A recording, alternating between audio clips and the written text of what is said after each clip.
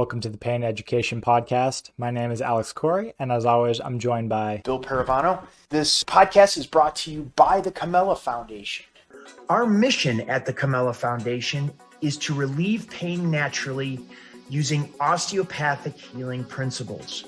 Join us every Tuesday at 1 p.m. Eastern Time live with your questions, where we'll be going into detail on how the underlying patterns in your neurology are affecting pain and tension in your physical body. How you doing today, Bill? Good. How are you I doing? apologize to everyone for the late start. We took a couple weeks off because I've been traveling and sick, and I might still have a little lingering voice issue there. So I excuse myself for that, but tech issues while we started the restart. So sorry for the tardiness. You had an interesting weekend, and I haven't gotten the full details of it yet. So we've mentioned to people about Systema before, and you were at a conference. Is that right, this weekend? Seminar Gotcha. in Durham. A good buddy of mine.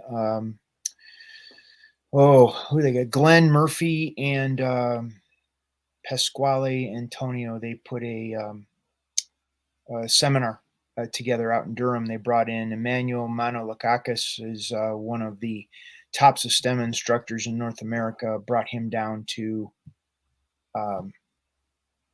Durham, and They did a 2-day seminar out there. Okay, that's so. How long has it been since you're going to be teaching it again every Saturday locally? Yep. Correct? Yes, it's been 7 years. Yeah, it was How a minute. Quickly did it come back? It never went away. Right. That was a thing. Like, I don't think of my understanding of the martial arts. It doesn't change just because I'm not necessarily going to practice every day. It's something I've taught my daughter ever since she was 9 months old. Just things that breathing, movement, relaxation, that applies to every aspect of who we are as human beings. Right. Yeah. And I got to witness a little bit of it whenever in the over at your house the other day, and it was a slow motion.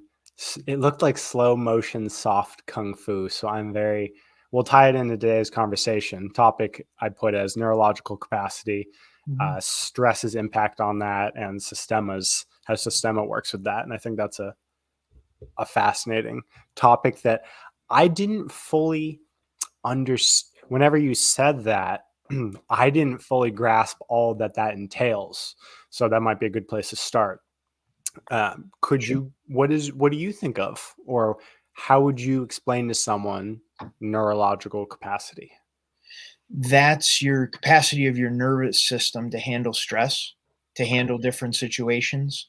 And not only ability to handle stress, because some people handle stress and then they're dysfunctional afterwards, but it's what I refer to as autonomic flexibility. It's the ability of your nervous system to get really stressed and then really relaxed.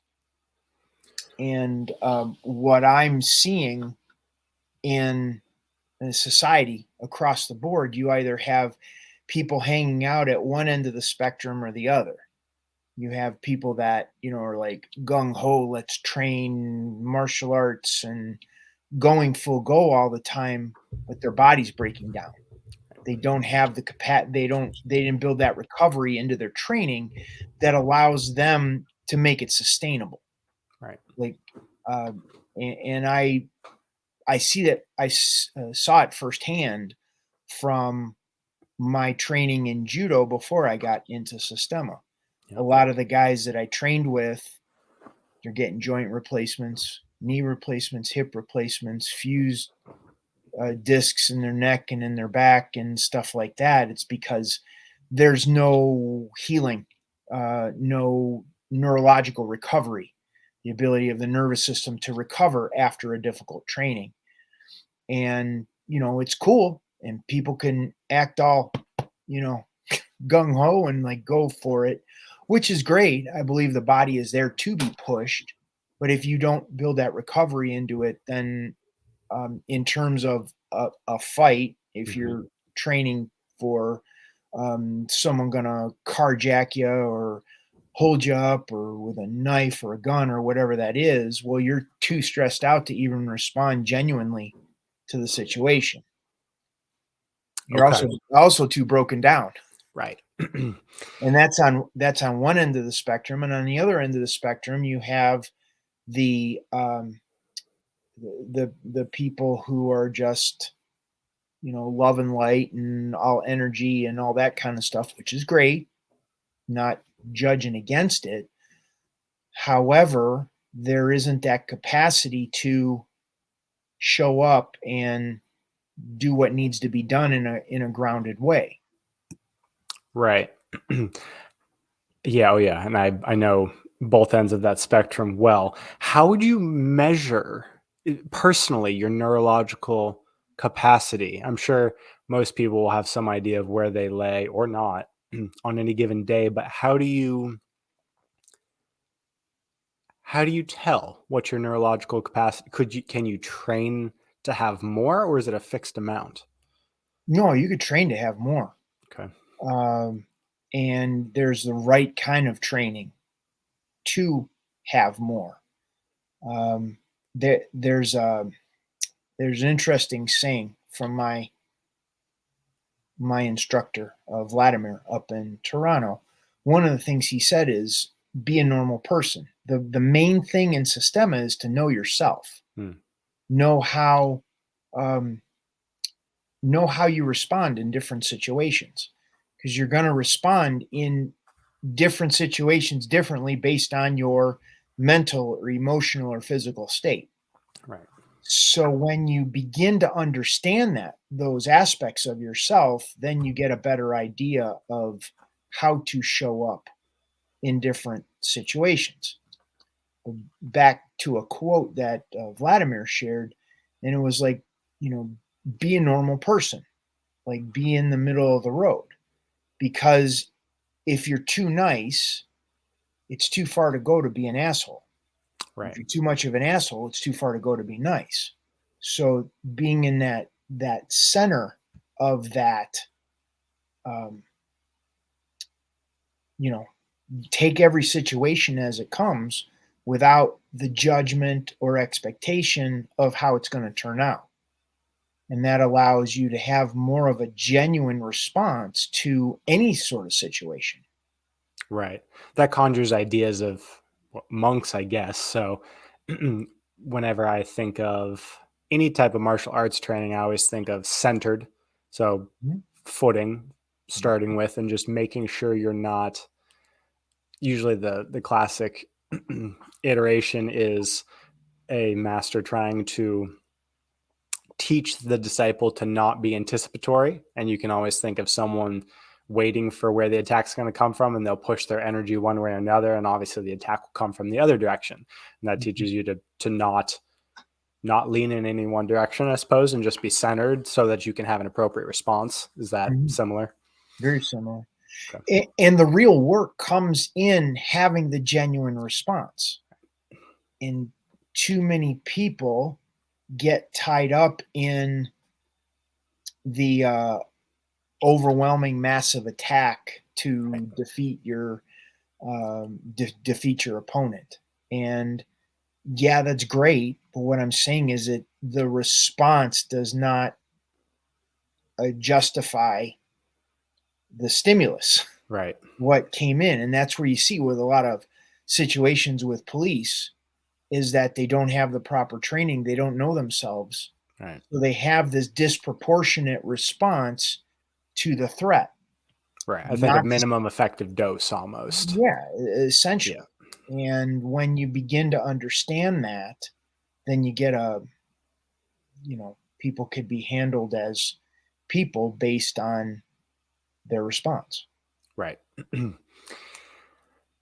So most people will probably know what the high end of stress feels like.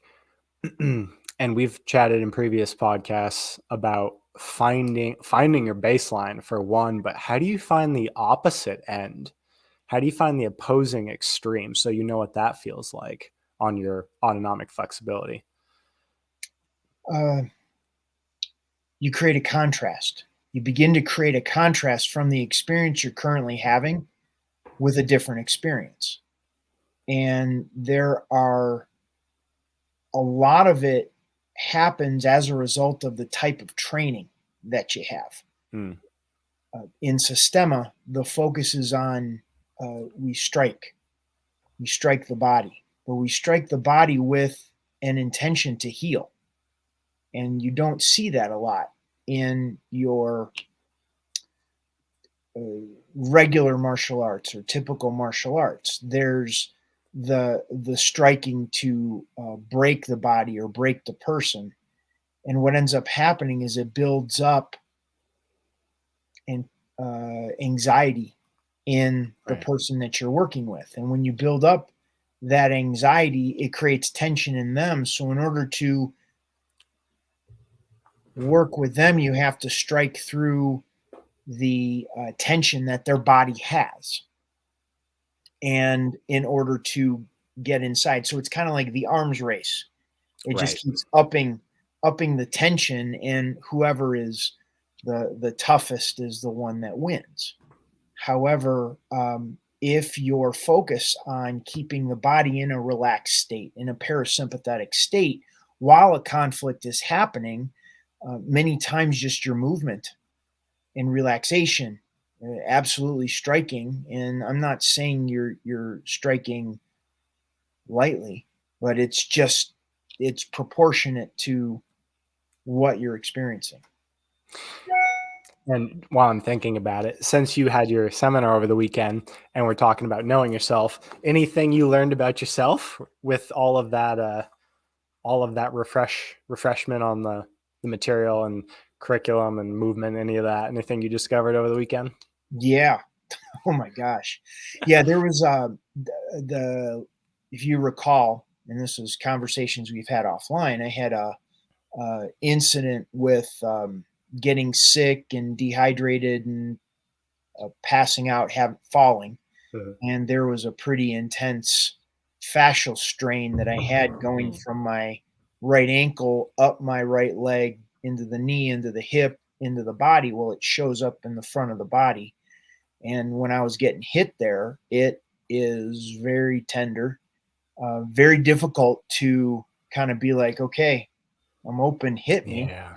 because it's difficult to relax on that level when you have a subconscious, unconscious pattern that's going on in the neurology that is, the body doesn't know how to let it go. Because if the body knew how to let it go, it would let it go.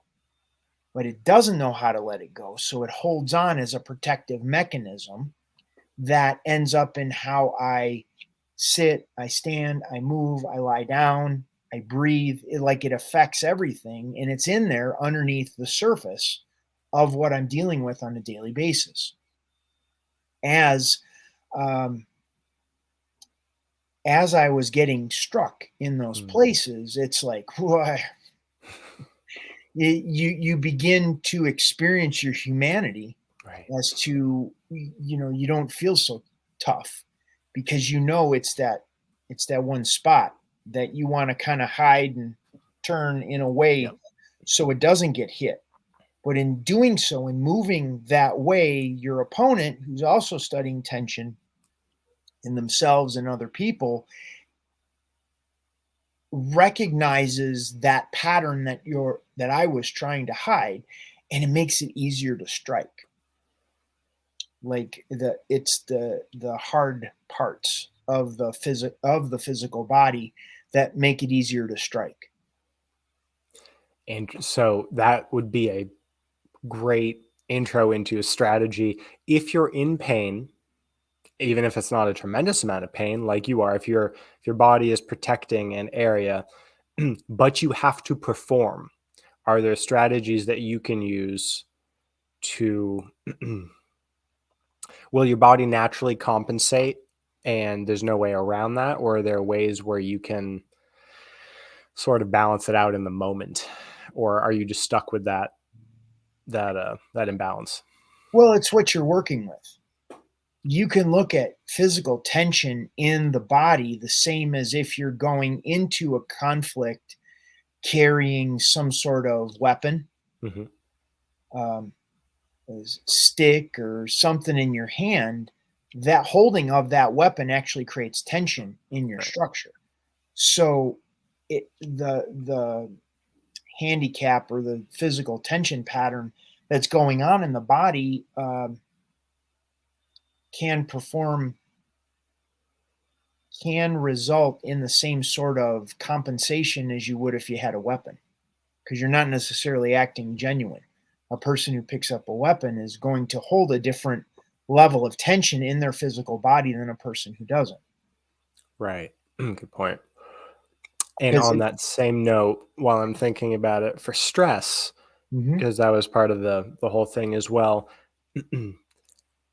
Is there a way to, if you're going into a situation, so if you had like an extremely anxious moment before you were going into your seminar, which you Mhm. might have, and your stress levels were just high, so you could feel the cortisol pumping almost, or your adrenaline was getting spiked up, is there anything that you have had success with to bring yourself a little bit closer to your baseline, to a parasympathetic response before you go into um, something where you won't be able to relax, like your seminar or training? Could you ask that question again? I didn't quite get it. Do you have any strategies to bring yourself immediately closer to baseline before you go into something, like before you went Mm, into your seminar yeah. or into a training where you know that it's going to be revealed? Yeah. So I went in. There was actually a training on Friday night. Hmm. They had some of the other instructors there that were teaching as a Friday evening, kind of a warm up kind of thing. And I realized I hadn't been training for a number of years, and I hadn't Hmm. been moving around with guys for a number of years. So there was this place where I just wanted to be open. Hmm. I didn't want to be going there with an attitude or an ego. Right. That I wanted to see what was there to be offered in terms of breathing, movement, or relaxation. And one of the biggest ways to diffuse tension in the neurology is to walk properly. Oh. So, a big part of that was paying attention to how I was walking, how I was breathing, where I was holding tension in my hands, in my arms, in my shoulders, in my back, in my pelvis, in my knees, in my feet. And there's a one of the things we do in Systema is we'll train, and then there's insight or understanding in that training. If you're punching someone, someone's punching you, there's things that you think about, thoughts that come up in your head, Hmm. that then there's an opportunity to walk between those exercises that we do with your partner to talk about insights you have. What did you learn? What did you notice? What came up for you? And in doing so, it allows the neurology to process the experience it just had. And the walking helps diffuse it. It's the same kind of concept when you see wild animals in a zoo. They pace back and forth, and Right. that's to diffuse the tension in their neurology. So it's a similar thing. When the body, when we walk, it allows the neurology to integrate the experience that it just had. Why walking? What's, I mean, I understand that's exactly what I do on a subconscious level. If I have to sort through something or get back to a non-anxious state, I go out and walk. But why walking? Is it just our default state that allows everything to move and flow and process? I'd imagine so. I don't know if I have like a direct answer Yeah. as to why it's walking. I suppose when you look at the a sympathetic neurological state in the body, it's fight, flight, or freeze. So if we're walking, we're not fighting, Right. we're not fleeing, and we're not freezing. So it gives a way for the body to integrate that experience without it being this further excitable state. Right. Like if you were to say, okay, just stand here and talk about this, that's more of a free state. If you're going to fight it out and talk about it, well, it's kind of hard to talk about it. And if you're saying, okay, do this and run, not exactly be able to talk about it. I So, was thinking more, why not? Well, yeah, I guess that would be the same as stand if you sat and meditated on it. But I mean, intuitively, that doesn't sound right. Walking always sounds better because your brain has a chance to crunch, which I mhm. guess is your neurology processing and integrating, like you said. So that intuitively makes sense. I was just curious why walking, but Well, makes perfect sense. if you're walking with the intention of creating awareness of where you're holding tension in your physical body Hmm. and your breathing and you're talking, this goes back into a previous question you asked regarding how do you relax the neurology further. So if you're doing this with consciousness and intention, now what ends up happening is as you're walking and doing this, you're diffusing the fear that came up as a result of the exercise, getting punched, different areas you got punched in. Getting punched in the face elicits a different fear than getting punched in the stomach, than getting punched in the back. Different people have different capacities to understand what's going on getting hit in different parts of their body. So by talking about that experience, it diffuses that in the neurology and relaxes the neurology to move it into a parasympathetic state. This creates that autonomic flexibility. I can get hit and then immediately use educated movement as a way of diffusing that tension to get my body and my neurology into a parasympathetic state as quickly as possible after that conflict that happens, instead of it getting stuck. And now the next day I wake up and my neck is sore, or my back hurts, or my knuckles hurt, or whatever that situation is. It's not stuck in the physical body. There's awareness and depth that's created in the education of the neurology on a deeper level. Interesting.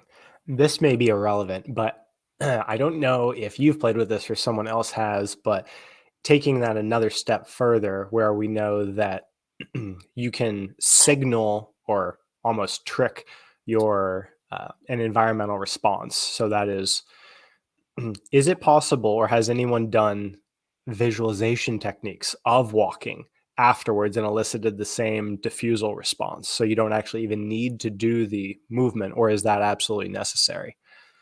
Oh, yeah, yeah. I remember there was something, I think Malcolm Gladwell in one of his books Hmm. talked about this. You know, they Yeah. had the basketball players throwing the free throw shots, and they took three groups, and one group did the physical practice and the shooting. The other one did just the visualization, and the third one just didn't do anything. Right. And to see how they did over, whatever, how many weeks of training, and see who did the best. Hmm. As far as Systema goes, not that I'm aware of. Right. Yeah, it's very specific practice, but I'd be very curious because we know that visualization can cue the genes that usually switch on only from an epigenetic or an environmental stimulus. So we Mhm. don't actually even need the environmental stimulus. It's always, I would think it'd be better for that example, just because walking does so many other things as well, not just necessarily process the and integrate the diffusal. But I'm just curious because that's how my mind works. I always look for shortcuts where I probably shouldn't sometimes. Or I was curious if during training, if people just use that to sped up the process instead of having to do the full recovery and integration. If you could do that in 30 seconds and your body, and you could almost diffuse your body that quickly, something like that. Be curious if anyone had is there high level Systema? So is it a Oh global yeah, thing? Systema. Yeah, there's Systema around the world, Gotcha. and there's different flavors of Right. Systema and different understandings of Systema. Systema is Russian, and the literal translation is the system, Yeah. which I believe my interpretation of it is that they're just universal principles of how the human body functions. And by studying those universal principles by which the human body functions, you can formulate it into a martial art. You could Mhm. formulate it into, one might call it permaculture, Right. one might call it body work, one might call it, living, uh, ideal way to relate with your partner. Mhm. And these are universal principles that are going to work across the board. It's in whatever situation or scenario that presents itself, you're going to have a universal principle to fall back on to apply in each of those types of situations. Right. And many times when you observe and you breathe and you relax and you're coming to that situation, be it a fight, be it a person in pain, be it a conflict in a relationship, be it a problem with plants growing or drainage on the land, you're looking at it from a parasympathetic state. The more you can come to that problem within a parasympathetic state, you have the creative capacity to find the best solution for what's going on. Right. And unfortunately, most people are in that one end of the spectrum where they're in such a sympathetic state, fight or flight state, on a 24/7 level that they only see the solutions as being black and white. And you can see that across the board. Whenever anyone is having an argument based on two positions, they're only arguing on a surface level. They're not able to articulate Mm. 2 and 3 steps down that allows for a real solution to be provided. No situation is ever completely black or white. So there's Right. nuances to it. And the only way to see nuance, to have the ability to have a nuanced conversation or articulate fine points of a conversation, you can only see that in a parasympathetic state. Right. Yeah. And most people go into immediate, and I do this if I'm not watching it, if I'm just too amped, uh, and then get on social media and immediately get defensive. Like, even when I even put perceptions on the other person that I've never met in person of what they were trying to say. So yeah, it's very easy to become combative, and it doesn't take a lot unless you're very aware of how charged you are to come at even basic communication from that parasympathetic state. Sure. Yeah. And you're not being present to the Right. other person. Even if you've been in an interaction with them before, if you give them that space to show up differently Yeah. in each interaction, that allows for something different to come about through the interaction. Uh, Unfortunately, what ends up happening is most people aren't looking in depth into their own patterns Mm. to be able to have the self awareness to shift those patterns within themselves to show up differently the next time you're in relationship. Um, Look at family, for instance. Right. So it's Yeah. 100%. So how's your pain doing going back to the weekend? Are you any more recovered? Oh yeah, yeah, yeah. Yeah, Okay, it's good. good. Like it's just there was a soreness. Right. There's a difference in the type of training. Yeah. The focus in Systema is more on building, very much like the Pravilo, Mm. the tendons, ligaments, and fascia in the body. And the achiness in tendons, ligaments, and fascia is very different than muscular soreness. This is a can Let's pause for a minute. And so I've been getting so many questions about the Pravilo since we put out just a tiny little clip. So Yeah, we're working on getting our cine on, but just from your words, because there's a disconnect because people are so used to thinking about training or exercising from a purely muscular standpoint, sure. purely musculoskeletal. although tendons, ligaments, and fascia is still musculoskeletal, but basically just working to get bigger mass or muscles. So resistance training. Can you briefly go over compression and traction in the forms of, and what that means in relation to tension? Compression is going to be where you're straining the muscles in a way where you're lifting against gravity. That's how I see compression. There's Right. a gravity component. So if you're doing bench press, you're compressing the joints in the wrist, the elbows, the shoulders, and you're pushing against that weight from a perspective of gravity. Same thing with a squat. You're just doing different joints. Right. There is there's the deadlift. Same type of compression that's going on. Let's see. So what else we got? People were basically using the comment I most commonly got, and I was like, clearly, it's hard to explain such a large conversation like we have on podcasts in a 1-minute clip. So basically, people were going pulling day, and I was like, that's still compression. So people were just like pull ups. In a way, they are somewhat correct. Right. What is not being taken into consideration is the initiation of a pulling movement from the spine. Right. So if you aren't like a snake, how does a snake move? Snake doesn't have arms. Right. The movement is initiated from an intrinsic muscular system that is contained from its spinal column. Mm-hmm. And that's what the Pravilo does. Like, yeah, you can do like a pull-up kind of thing in the Pravilo. And that's about the extent of it. Right.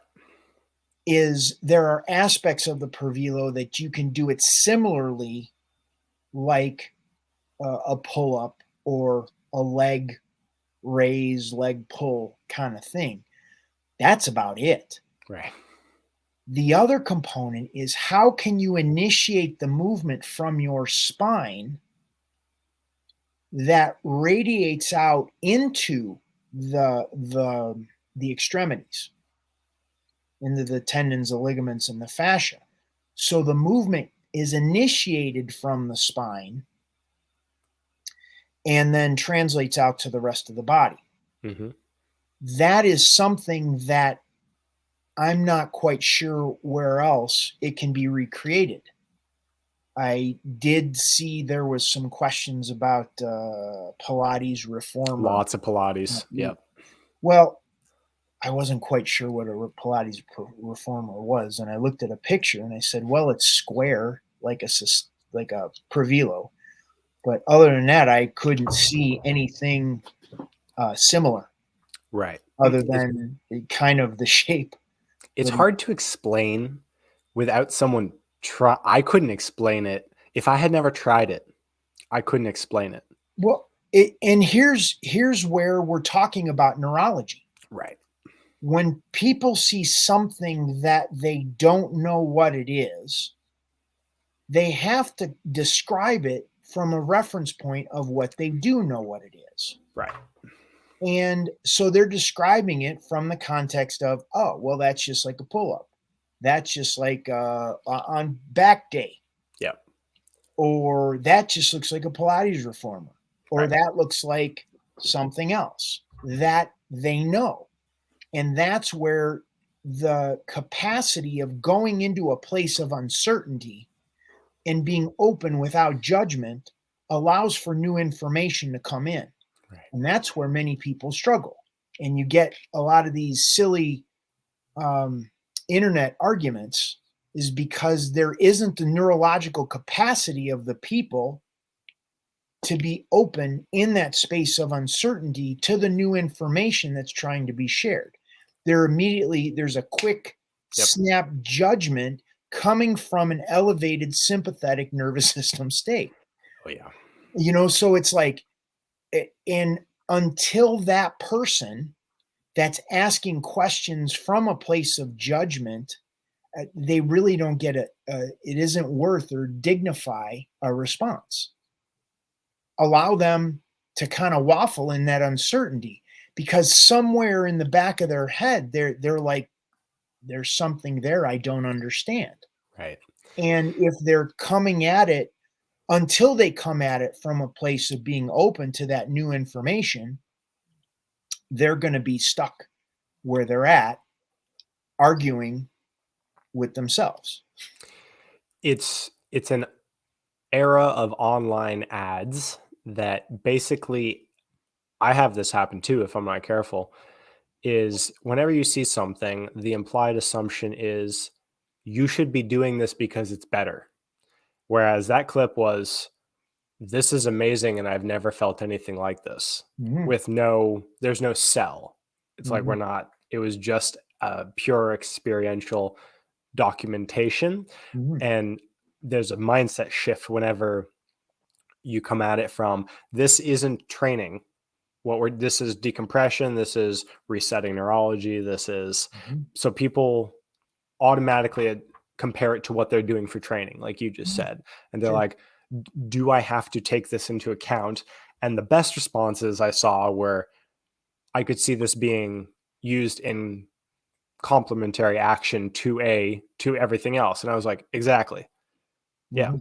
Yes. And was my answer. Right. Sure. So it's just another modality, but it's the only one I've ever found that because you're fully supported, you can completely relax Mhm. and it's still strengthening you. But everyone said yoga too. And I was like, it's not even close. No, no, No, it's there's nothing. not I've done plenty of yoga.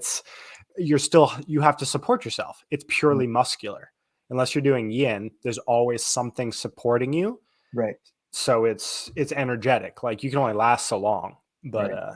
It's yeah, not your mama's yoga. not Shimazu Yeah. yoga.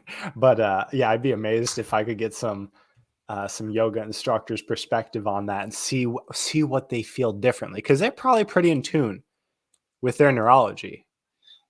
Yes, Right. and and Right. there's this component that there's a psychological and emotional component of not being in control in a Right. Pravilo, that True. you have this traction on your joints in a machine that you just can't let go of, and you're out of it. It's like you got to say, okay, I'm done. And people have to hook up the four corners, and then you get unwrapped, unhooked, and then unwrapped, and then you're out of the machine. So there's the um, you have to speak up for where you're at, know yourself on some level of when your body has had the capacity for it, and be able to literally hang in there until you're unhooked. Yeah, there is an So, element of trust for sure. but I will also point out that those people doing the surface level arguments on the Mm, internet don't have the capacity or the wording to have the nuanced conversation from a place of experience. right. And that's where they're struggling, is this element of uncertainty that they don't know what's going on. So until they come from a place of being able to ask questions, to be open to the experience or kind of relate it, you can only answer so many questions to a point that without the experience, you'll just never know any further. Right. So Yeah. it's just that neurological capacity Yes. we have to look into. Is there, when you were training over the weekend and just in general, is the easiest way that you found, or I guess the healthiest, might not be the correct lens for it, to increase your neurological capacity Mhm. would be something like Systema, or I mean, people will know resistance training, or just picking a single modality and getting progressively better at it, which I would imagine builds your neurological capacity slowly. But are Mhm. there underlying principles there how does the neurology expand in its capacity? Depends on which capacity you're trying to increase. Okay.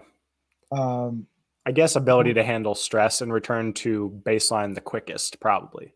well, the ability to move the body to a parasympathetic state as quickly as possible on the other side of an intense stressor. Right. And that's where I see Systema doing that. It's pulling you constantly because there's fear of getting hit. Right.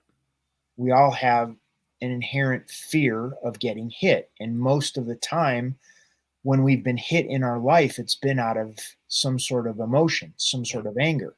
We've not been hit from a place that someone's there to help us.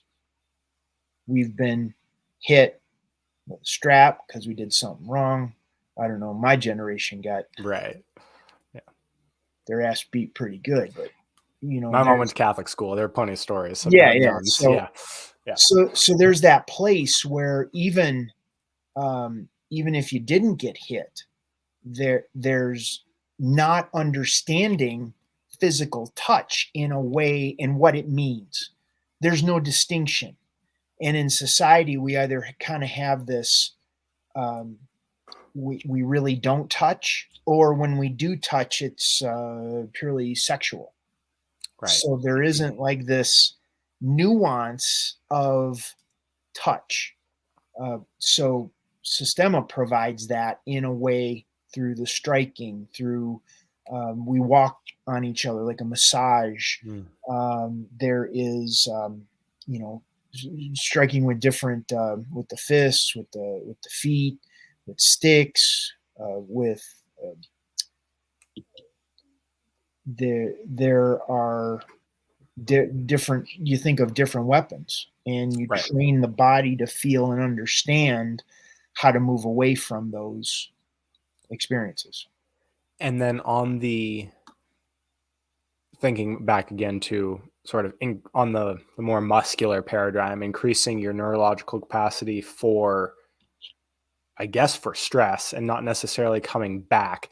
Is there a healthier way to do that than most, to be able to just, I guess, expand the capacity of your neurology to stretch without breaking, without giving you like a panic attack or without paralyzing you? How do you slowly increase that that stress response, being able response? to handle Yeah. the stress response? There comes in the skill of the instructor to be able to recognize that in their students, that you'll see how they respond. And what there's a tendency that your question comes from a place where, from a societal perspective, we don't trust that a person will be able to handle it.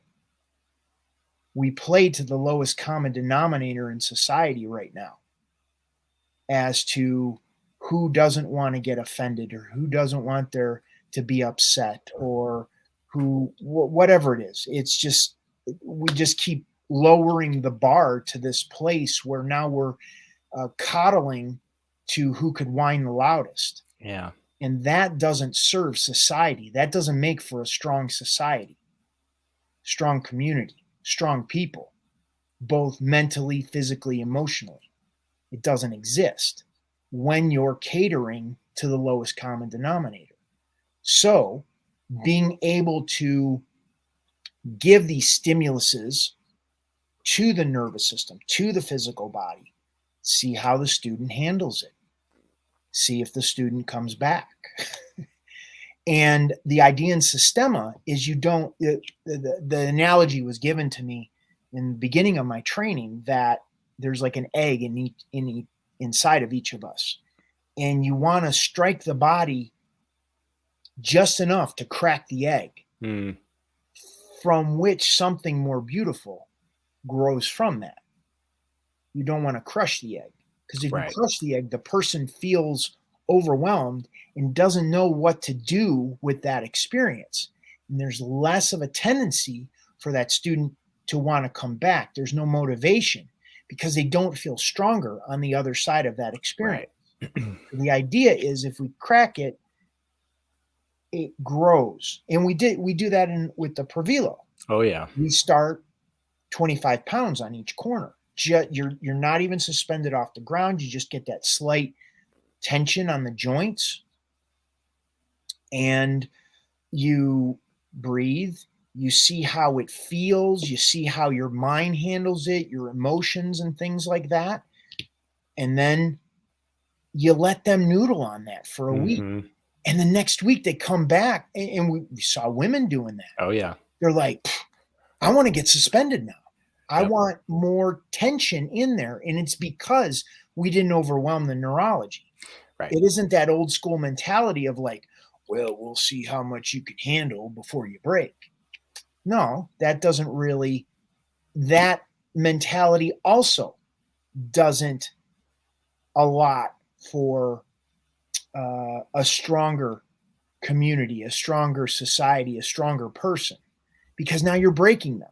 Right. And there's nothing to work with.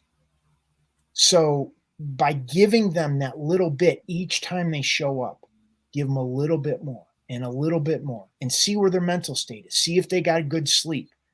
See how their body feels. Yep.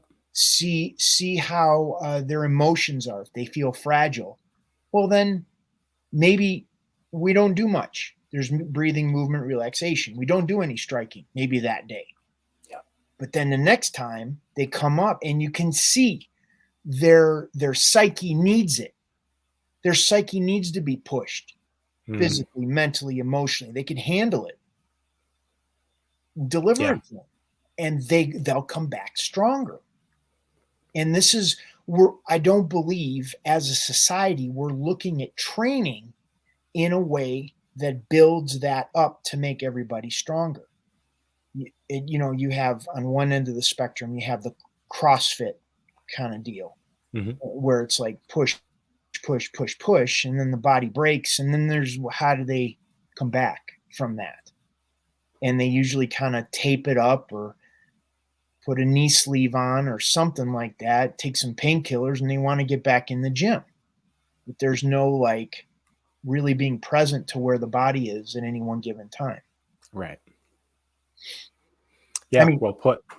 I did it. I mean, I've done it.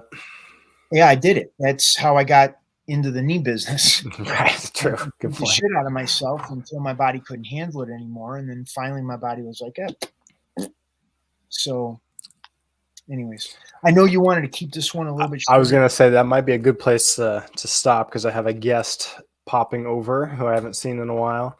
Okay. Anything you wanted to let people know? We still have your physical reset on Tuesday. Are you live streaming that remotely at this point? We're looking at it in March. Gotcha. Okay. We've Coming up. spoken with Randy, and we're talking about that in March. Same thing with Systema. Training on Saturday mornings at 10:30. We got the Pravilo. The women start at 8:00 on Friday mornings, and then the men are at 9:30. Right. Yeah. And give or take 15 minutes. Yeah, there were way more women than men this last time around, which is surprising and refreshing. It was interesting. Yeah. Yeah. So we're doing that in person here in Western North Carolina. I have the 15-minute consult if someone wants to talk to me about the knees or whatever pain they're dealing in their body. Let's see. We probably want to put the Sovereignty Lab. I'll put everything in the show notes. Yeah. Okay, and then we'll kind of talk over how to get those other things hooked up. But that's about it. Oh, one more thing. I'm working with one of my buddies who's also a Systema instructor about doing like a weekend where we would do Systema. Check this out. Systema, Pravilo, Systema, Sweat Lodge, cold plunge. Wow. So we would get it all. That's a weekend. That's a retreat.